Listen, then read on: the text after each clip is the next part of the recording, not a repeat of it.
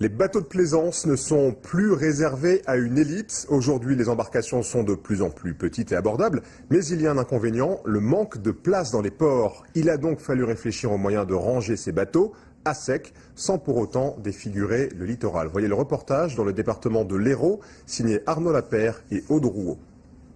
Vérifiez une dernière fois. N'avez-vous rien oublié dans votre bateau? C'est un ascenseur à bateau et c'est aussi un parking. On appelle cela un port à sec. Mais cette structure a une particularité, c'est la première entièrement automatisée. Un code-barre est attribué à chaque bateau et chaque code-barre correspond à une place d'entreposage. Il faut 4 minutes pour sortir un navire de l'eau et le ranger, et le même temps pour le remettre à flot. Les propriétaires peuvent donc disposer de leur bateau sans contrainte d'horaire, et ce n'est pas le seul avantage de cette innovation.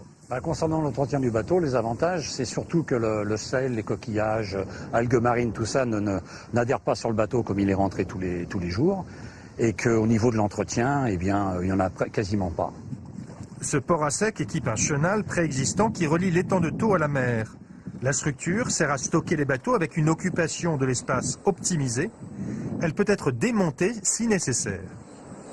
Là, on s'est cantonné, je dirais, à des bateaux qui ne sont pas en théorie habitables, c'est-à-dire des bateaux de 4 mètres à 9 mètres.